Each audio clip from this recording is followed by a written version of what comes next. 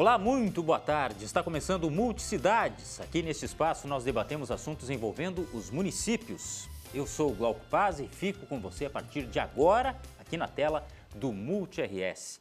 E no programa de hoje vamos falar sobre um número positivo, que é muito significativo também. Preste atenção, Esteio tem o melhor resultado da história em índice de desenvolvimento municipal, sendo que o critério saúde foi o principal fator para a melhoria deste resultado.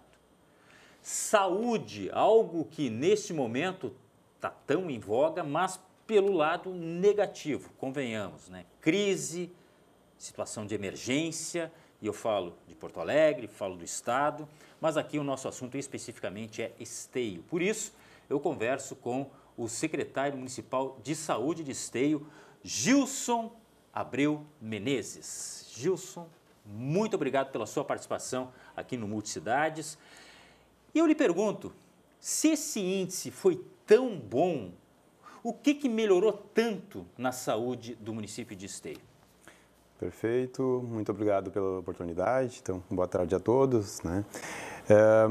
Creio que seja uma gama de fatores, né, Glauco? Mas entendo que quando a gestão municipal coloca a saúde como prioridade, né, e investe recursos financeiros em saúde, Esteio é o município que mais investe em saúde no estado do Rio Grande do Sul, né, atualmente. A Constituição orienta que os municípios investam 15% da sua receita líquida, né? Nós hoje estamos em média de 35% de investimento, né? Então, 35 para 15 é uma diferença nenhum município muito grande. Faz isso, investe, né? Claro que isso são escolhas da administração, tu tem que tirar... Pois é, aí eu queria, desculpa lhe interromper, eu queria lhe perguntar, é por uma ação do governo, é por um plano de gestão, é por exigência da saúde para tentar recompor algo que estava muito ruim no passado? Por que isso? Boa pergunta.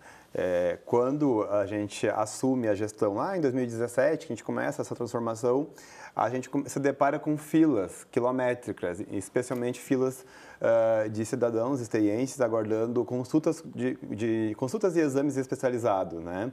Que apesar de ser uma responsabilidade do Estado e da União, o cidadão bate à tua porta, né? Ele te demanda e naturalmente a gente é sensível, né, à causa da dor do outro, né? Então a gente começa a contratar, a fazer contratos com médicos, com clínicas que têm médicos especialistas, né, na região metropolitana, para dar celeridade, né, a essa fila, né? E as cirurgias, por exemplo, a gente tinha mais de 1.000 pessoas aguardando cirurgia de catarata, né? Então a gente faz um mutirão, né, de imediato, a gente acabou de fazer outro mutirão agora para zerar essas filas, né?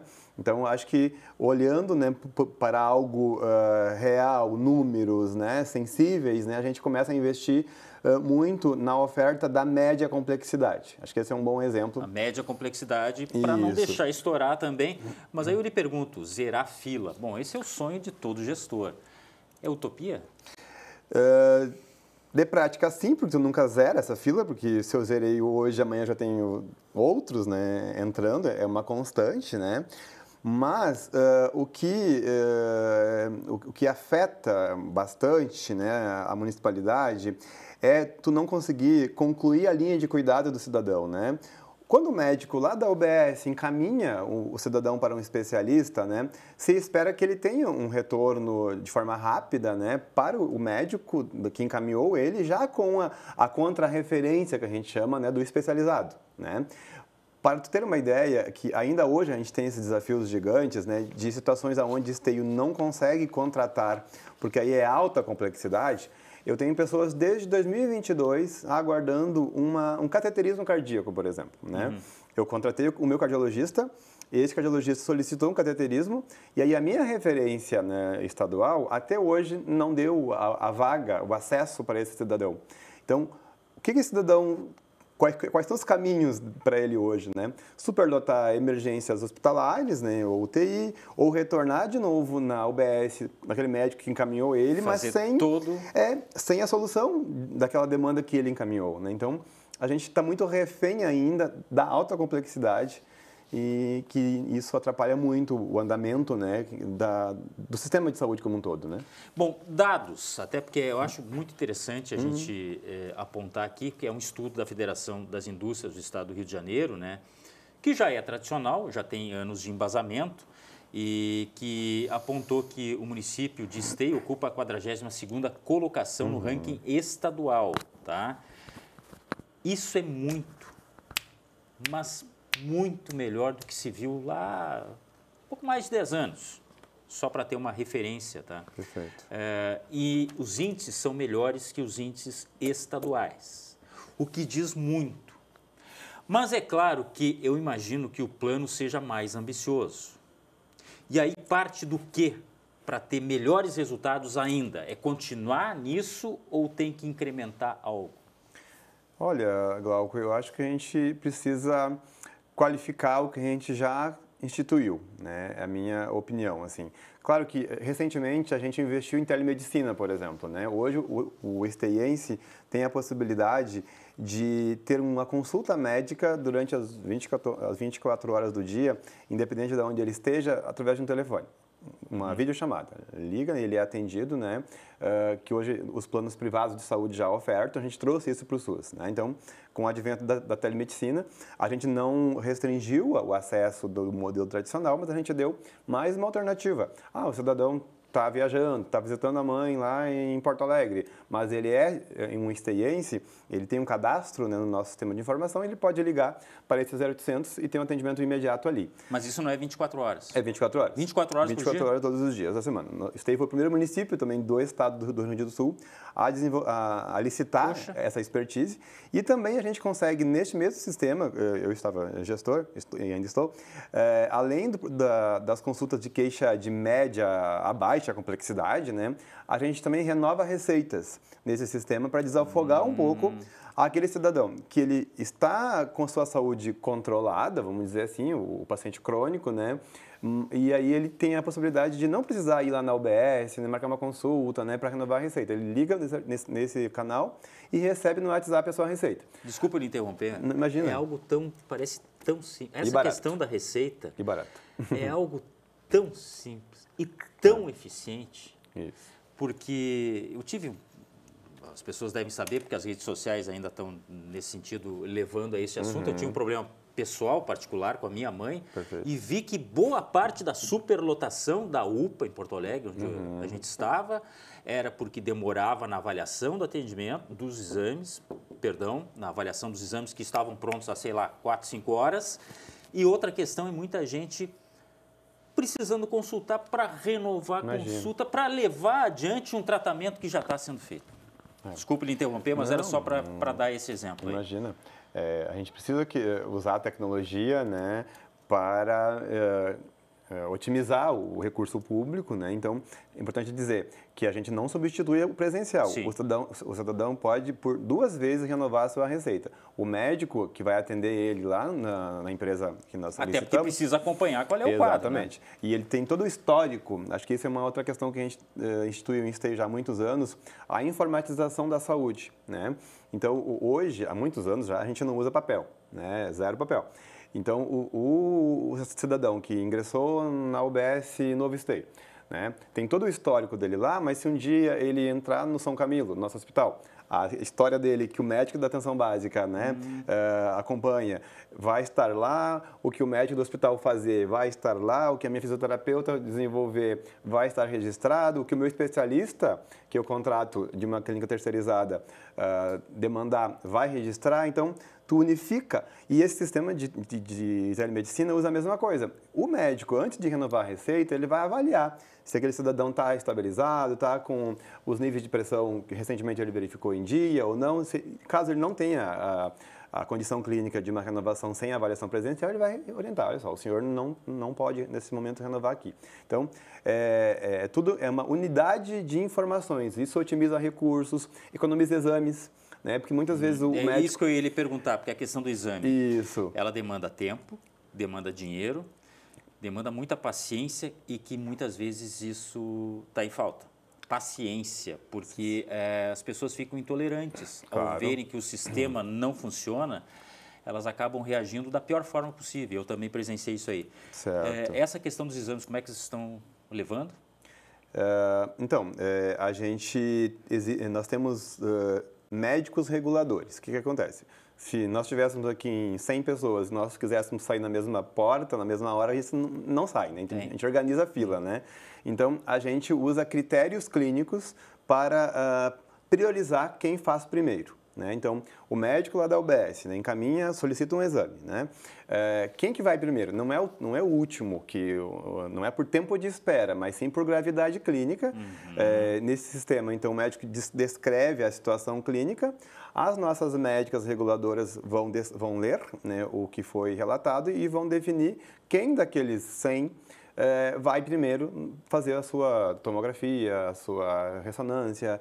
Então, tu organiza o cuidado, tu organiza a fila, né, com critérios técnicos. Se o médico regulador tem alguma dúvida sobre alguma condição clínica, ele aciona o médico da UBS e pergunta, olha só, faltou tal exame, faltou tal informação aqui, o que tu me diz? Discutem juntos, né, para definir a prioridade. Né? Então, acho que isso chama de regulação do acesso. Né? É muito importante para estruturar um sistema de saúde, né? Organizar por critérios de gravidade.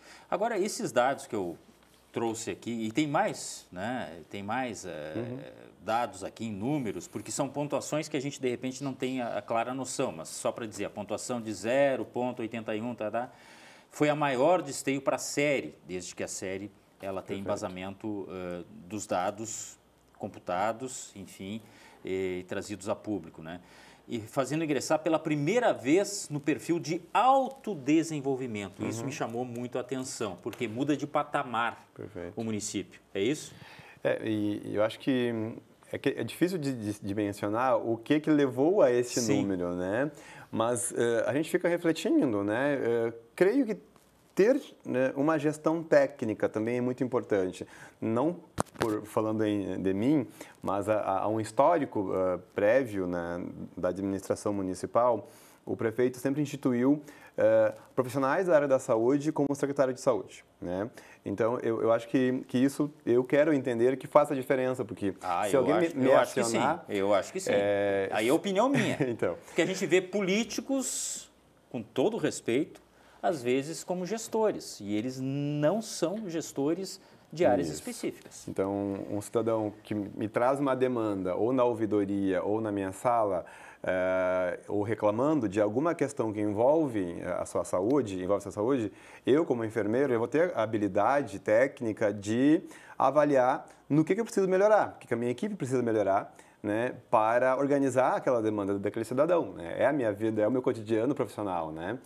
Então, eu entendo que acho que isso é um fator importante, né? Pensando no nível de gestão na área da saúde, né? E aí acho que eu trago uma questão importante, né, de pensar enquanto proteção de algumas agendas, de algumas linhas de cuidado, né? A gente ouve muito falar assim, a gestante não conseguiu fazer os exames de pré-natal, a gestante ganhou o bebê e não conseguiu uma consulta, né? Isso lá em Esteio é algo assim, inadmissível, né? Toda gestante, a partir do momento que ela tenha o diagnóstico da gestação, ela já sai com todo o seu plano de cuidado agendado, né, na UBS, as suas consultas, né? E quando o bebê nasce, o bebê já sai já nasce no hospital com a consulta do bebê agendada na UBS para que a gente consiga seguir o acompanhamento, que a gente chama de puericultura. E a ex-gestante com a sua consulta de puerpério, que é o pós-parto. E aí, se ela não vai na consulta, a gente busca. A gente tem uma equipe de agentes de saúde e também os visitadores do PIM, a gente interliga, né? Tudo planilhado, primeiro na gestão, eu tenho um enfermeiro também, que planifica, todas as gestantes do meu município e monitora onde é que ela está. Né? Se o médico ou o enfermeiro lá não deu o check que ela foi na consulta ou a criança não foi, a gente liga o alerta e já avisa. Porque é um fluxo, né? É um fluxo. Onde houver interrupção, ele pode afetar completamente o fluxo. E é algo extremamente sensível, né? Mas agora me veio à cabeça algo que é muito importante. Nós estamos vivendo, eu já falei na abertura, um problema muito sério na saúde da capital, que é a referência do Estado, né? Declarou emergência também. Porque nós temos, inclusive, a questão do inverno, Perfeito. nós temos já a operação inverno, e a gente sabe como é o nosso clima e como são as consequências de dengue, que está assolando vários municípios, basicamente Viamão, no começo, depois Porto Alegre, mas outros municípios também, em outras regiões do estado, e tem a questão das doenças respiratórias. Vocês conseguem passar por esses períodos turbulentos também, na sua avaliação?